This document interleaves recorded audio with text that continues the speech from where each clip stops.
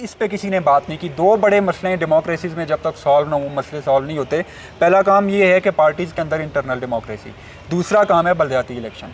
सही हो गया। बताएं, एक एमएनए जिसकी जो 8 या 10 लाख की कॉन्स्टिट्यूंसी में रहता है, वो अगर हर रोज़ एक खुदगी पे जाना शुरू कर दे और 3-4 घंटे वहाँ पे लगाए, तो क्या वो कोई प्रोडक्टिव काम कर सकता है? पास में पाकिस्तान दुनिया की टॉप 10 कंट्रीज़ में से एक हो, हर हवाले से टॉप 10 कंट्रीज़ में से एक हो।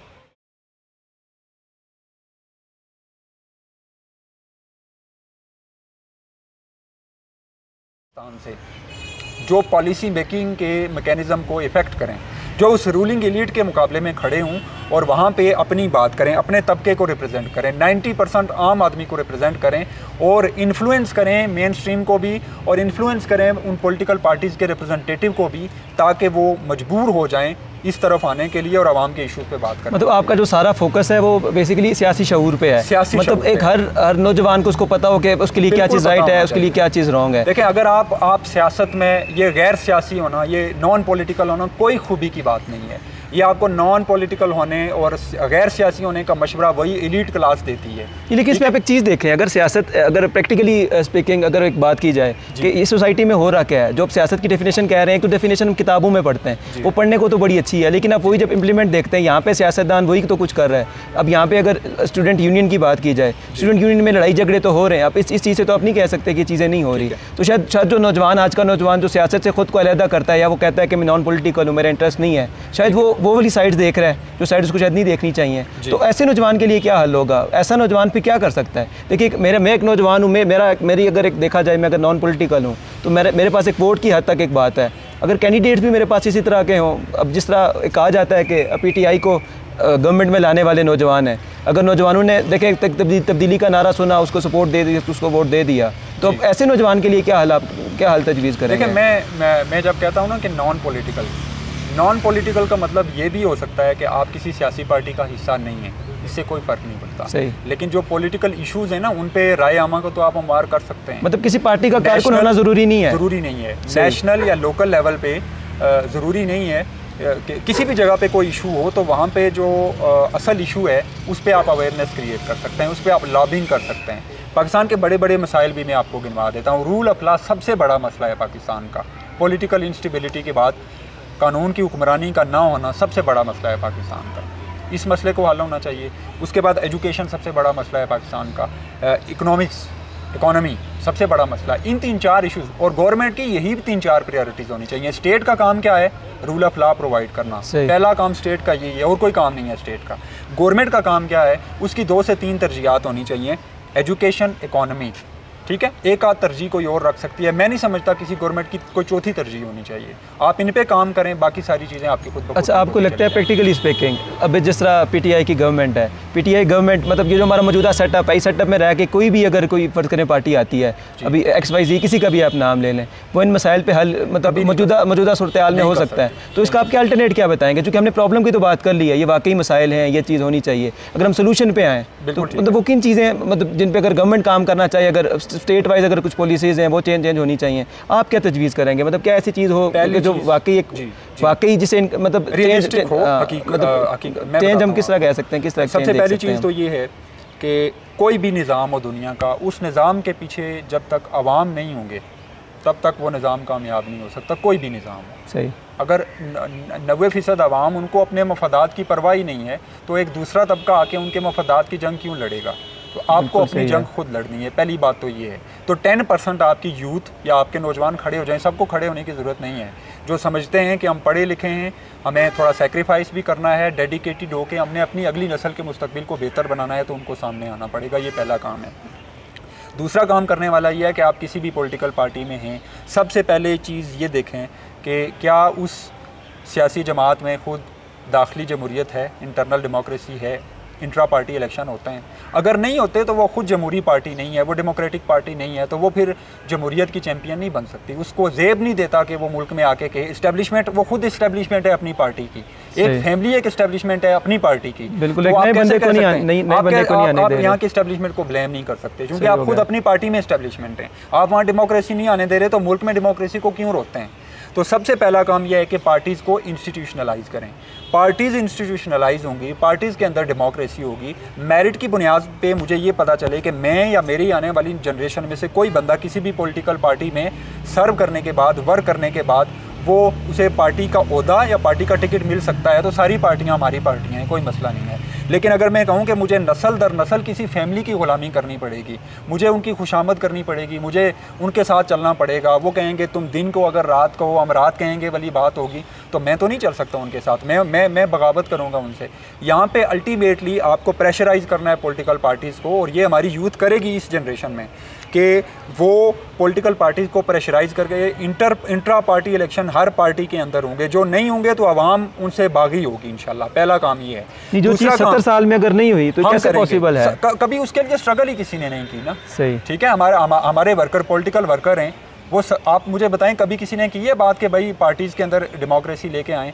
हम तो इसलिए खुश हो जाते हैं कि किसी पार्टी लीडर के साथ मेरी बराह रास्त दुआ सलाम है, वो मेरे साथ बैठता है, तो मैं तो इसमें बड़ा खुश हूँ कि मेरी खान साहब से, मेरी मियाँ साहब से, मेरी जरदारी साहब से, किसी XYZ के साथ मेरी बराह रास्त बातचीत है, फ़ोन सुन लेते हैं, मुझसे मिलने आ जाते हैं, मुझे दुआ सलाम मेरे साथ उनकी अच्छी है, मैं तो इस पर खुश बैठा हुआ हूँ ना। तो मैं तो कहता भी यही हूँ, क्योंकि कल्चर हमें ऐसा दिया गया है कि आपने डोमिनेट करना है, आप खुद निकल जाओ, बाकी लोगों को आप जो है वो उनको अपने अंडर करके उनको पसमानदा ही रखो, ये हमारी सोच है।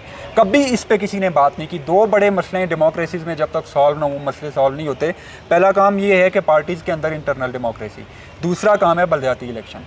सही हो गया। ग्रास रूट लेवल पे जब तक आप इन बल्दियात को नहीं लेके आएंगे, मसले हल नहीं होंगे। आम आदमी के मसले उसके घर की दहलीज पे उसका काउंसलर और उसका चेयरमैन या उसका नाजिम हल करे। सही हो गया। ये जो लोग MNA और MPAs होते हैं, इनका काम पॉलिसी मेकिंग है, इनका काम कानून साजी है, इनका काम फैसला साजी है। खंबे लगवाने के लिए, सड़कें बनवाने के लिए ये लोग ये नहीं आ सकते। हमें बेवकूफ़ बनाया जाता है कि वो फ़लाँ साहब हमारी फौदगी पे आ जाते हैं। मुझे ये बताएं, एक MNA जिसकी जो 8 या 10 लाख की कॉन्स्टिट्यूंसी में रहता है, वो अगर हर रोज़ एक फौदगी पे जाना शुरू कर दे और 3-4 घंटे वहाँ पे लगाए, तो क्या वो कोई प्रोडक्टिव काम कर सकता है? मुझे बताएं। अगर हम इसको क्राइटेरिया मतलब आवाम को भी शऊर देने की जरूरत है कि आपको पता हो कि किस बंदे की क्या चीज़ है। बुनियादी काम यही है कि आवाम सारे को शऊर नहीं दिया जा सकता, ना देने की जरूरत है। 10% को दें। ये 10% वो क्रिटिकल मैस होता है सोसाइटी का, आप इसको दें, ये समझ ले बातों को, वो हर जगह पे काउंटर करेगी। वो अपने MNAs को, अपने MPAs को, पॉलिसी साजी के जो इदारे हैं उनको और राय अमा को हमवार करेगी। ये ओपिनियन लीडर्स होंगे सोसाइटी के, जो घेर गार के उनको लेके आए। ये असल इशूज़ हैं। आप जो 10% कह रहे हैं, तो आपका अगर मैं फ्यूचर कहूँ, आप भी एक पॉलिटिकल पार्टी बनाना चाह रहे हैं या जस्ट अगर इन पॉलिटिकल पार्टीज़ के अंदर इंटरनल डेमोक्रेसी नहीं होगी, तो पाकिस्तान का आम आदमी अपनी पॉलिटिकल पार्टी बनाएगा। देखें ना, आपको लगता है कि मुझे मेरी अगली नस्ल को भी गुलाम रहना पड़ेगा एक पार्टी का? मैं तो नहीं मुझे ना टिकट मिलेगा, ना किसी पार्टी का मुझे UC के लेवल पे भी ओहदा नहीं मिल सका, आप क्यों उस पार्टी में रहेंगे? सही हो गया। ठीक है। और पार्टी के नैरेटिव क्या है यार? पार्टी की सारी डेमोक्रेसी एक ख़ानदान के गिर्द क्यों घूम रही हो? सारी की सारी उनकी पॉलिटिक्स एक ख़ानदान के गिर्द क्यों घूम रही हो? पाकिस्तान का भाई अवाम इम्पॉर्टेंट है, ताकत का सरचश्मा अवाम है। तो जो अवाम की बात नहीं करेगा, जो अवाम के हुकूक की बात नहीं करेगा, जो अवाम के मफादात की बात नहीं करेगा, उसे हमारी नुमाइंदगी करने का हक हासिल नहीं है। हम अपनी नुमाइंदगी के लिए ख़ुद ऐसे लोग तैयार करेंगे हर जगह से। मैं कहता हूँ एक VC से लेके, एक UC से लेके, एक वार्ड से लेके MNA के लेवल तक हम पूरा एक कैडर तैयार करेंगे लीडरशिप का, पॉलिटिकल लीडरशिप का, जो वहाँ पे जाएगा। यही सारे लोग आपस में इकट्ठे होकर पॉलिटिकल पार्टी भी बनाएंगे। और पाकिस्तान का मुस्तकबिल डेमोक्रेसी है। जब पाकिस्तान का मुस्तकबिल डेमोक्रेसी है, तो यहाँ पे पार्टीज़ होंगी, 2 बड़ी पॉलिटिकल पार्टीज़ होंगी, वो कोई भी हों, उसमें से एक पार्टी हम बनाएंगे। ठीक हो गया। जिसका कंसर्न सिर्फ पब्लिक होगा, वो इश्यूज़ के अंदर नहीं उलझेगी, वो डिस्कस करेगी। आइडियालॉजी हमारी क्लियर है, पाकिस्तान बन गया, करारदाद मुकासिद भी बनी हुई है, 73 का कॉन्स्टिट्यूशन भी बना हुआ है। हम नहीं कोई उल्टी सीधी बातें करेंगे, हमें ये करना है, वो करना है। हमें यहाँ के गवर्नेंस के सिस्टम को ठीक करना है, हमें पॉलिटिकल सिस्टम के अंदर स्टेबिलिटी लेके आनी है, हमें रूल ऑफ लॉ अपनी कंट्री के अंदर लाना है, हमें यहाँ पे जॉब्स क्रिएट करनी है, हमें यहाँ पे जो हमारी इकॉनमी है ताकि लोगों का लिविंग स्टैंडर्ड अच्छा हो, हमें यहाँ पे 100% लिटरेसी और स्किल बेस्ड एजुकेशन लेके आनी है। ये बस 3-4 मसले हैं। हमारी पॉलिटिकल पार्टी जो किसी टाइम में भी बनेगी, जब लोग अवेयर हो के हमारे साथ हमारे इस नैरेटिव पे आएंगे कि अशराफिया के ख़िलाफ़ आम आदमी खड़ा हो हर जगह से, तो इंशाल्लाह वो भी बने। अच्छा, जैसे आपने अशराफिया की बात की, ठीक है, प्रैक्टिकली स्पीकिंग आप ये कह सकते हैं कि वो आपको स्पेस देंगे? आपको पॉलिटिकल स्पेस देंगे जिन नौजवानों की आप बात कर रहे हैं? नहीं देंगे। तो इसका अल्टरनेट क्या होगा? आप मतलब किस तरह आएंगे? सियासत बेसिकली तो है यही कि वो अपने मफादात के लिए की जाती है। ठीक हो गया।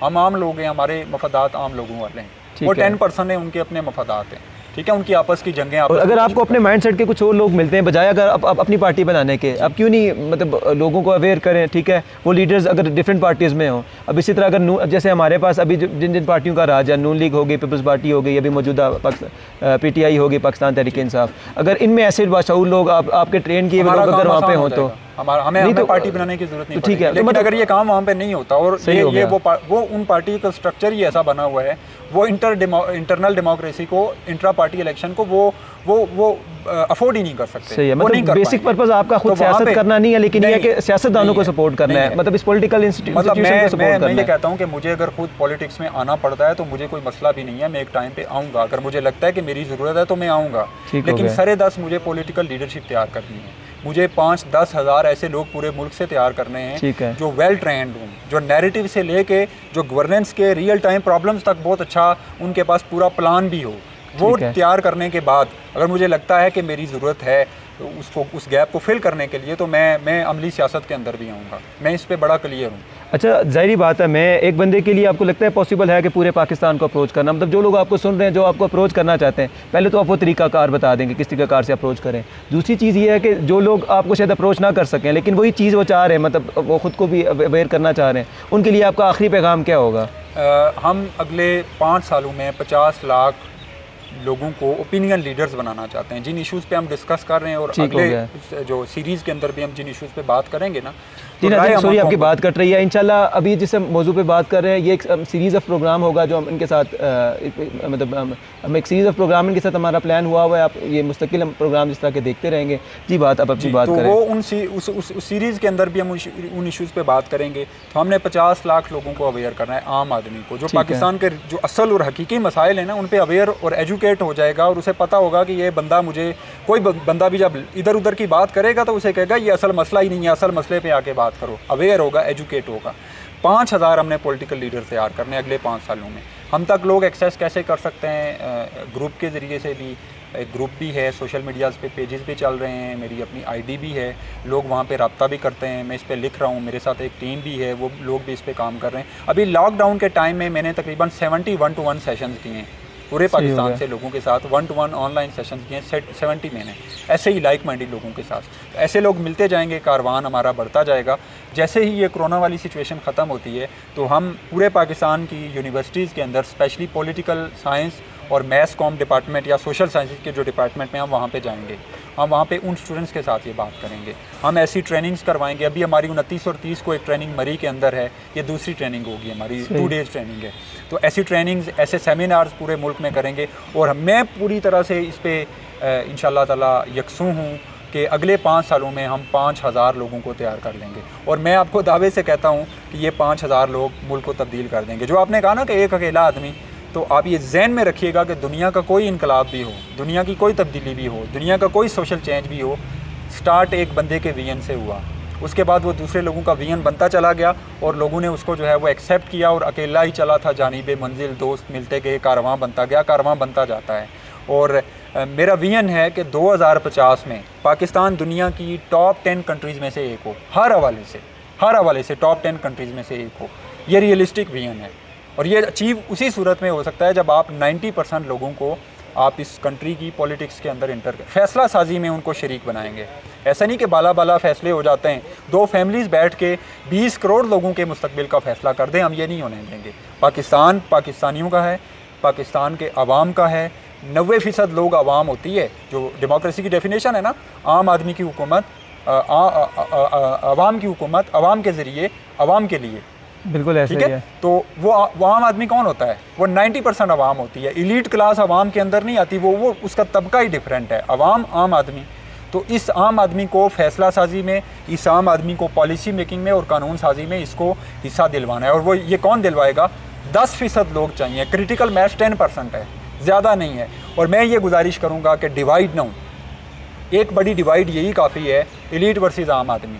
डिवाइड ना हो, अपने रिलीजियस इश्यूज़ को, अपने पॉलिटिकल इश्यूज़ को, अपने पॉलिटिकल पार्टीज़ के लीडर्स के लिए ना लड़ें झगड़ें, इसी तरह से अपने सूबों के लिए, अपनी नेशंस के लिए, अपनी ज़ुबानों के लिए, ये हमारे मसले हैं ही नहीं। अपने फ़िरक़ों के लिए ये हमारे मसले नहीं हैं। इन मसलों में आपको उन लोगों ने उलझाया हुआ है जो डिवाइड एंड रूल के ज़रिए से आपको रूल करना चाह रहे हैं, कामयाबी से कर रहे हैं। मतलब आपकी सोच नेशनल लेवल की होनी चाहिए, ये ना हो कि अपने गली पुके कराने के लिए सब आम आदमियों के, इवन आप ये कह लें कि पाकिस्तान में रहने वाला जो एक गैर मुस्लिम आम आदमी है उसके भी वही मसाइल हैं जो एक मुसलमान आम आदमी के हैं। उन आम लोगों को अपने उन मसाइल के लिए सबसे पहले खड़ा होना चाहिए जो पाकिस्तान का कॉन्स्टिट्यूशन गारंटी करता है। तो 73 का कॉन्स्टिट्यूशन हमारा, आप ये कह लें कि हमारी बेस लाइन है, उसको इम्प्लीमेंट करवाएं बस, तो मसले सारे हल हो जाएंगे। और जो गवर्नेंस के प्रॉब्लम है उनको सॉल्व करें। ये नज़रियाती बातें और नज़रियाती डिबेट्स ये लोगों को सिर्फ यकीन माने उनको जो है ना वो मुंतशिर करने के लिए, उनको ज़्यादा उलझन के अंदर डालने के लिए, तो उससे निकल आएँ, 1 पॉइंट एजेंडे के ऊपर आ जाएं। आपके जो मसाइल हैं उनको सॉल्व करवाना है, ये अगले लेवल की डिबेट्स हैं, उस करते रहिएगा जब आप ज़रूर। इंशाल्लाह आपसे साकिब महमूद अब्बासी, आपका बहुत शुक्रिया, आपने हमें टाइम दिया और डिटेल में बात हुई। इंशाल्लाह आपके साथ मज़ीद भी हम इस तरह के टॉपिक्स पे प्रोग्राम करते रहेंगे। आपका फिर से बहुत शुक्रिया, मुझे बड़ा अच्छा लगा आपके साथ बैठ के। तो इंशाल्लाह इन्हीं इशूज़ पे हम अगली सीरीज़ के अंदर भी फर्दर बात करते रहेंगे। जी नाज़रीन, आपने ये प्रोग्राम देखा, उम्मीद करेंगे कि आपको पसंद आया। इस तरह के प्रोग्राम्स करने का मकसद ये है कि ये एक ओपन प्लेटफॉर्म है। अगर आपको लगता है कि आप सोसाइटी में कोई पॉजिटिव चेंज कर सकते हैं या आप बात करना चाहते हैं तो ज़रूर आप इस प्लेटफॉर्म को यूज़ कर सकते हैं। और इस तरह के प्रोग्राम का मकसद यही था कि चूँकि यूथ जो है बेसिकली, अगर यूथ में खुद शऊर आ जाए, उसको पता चल जाए कि यार उसके लिए क्या चीज़ ठीक है, क्या चीज़ गलत है, तो शायद ये जो सियासतदान हमारे साथ क्या कर रहे हैं, जो कुछ हो रहा है यहाँ पे, शायद काफ़ी चीज़ें बेहतर हो सकती हैं। तो मैं प्रोग्राम का अख्ताम इस शेर पे करूँगा कि जब्र का मौसम कब बदलेगा, हम बदलेंगे तब बदलेगा। तो अपने होस्ट उसामा अरशद अब्बासी को इजाज़त दीजिए। अल्लाह हाफ़िज़।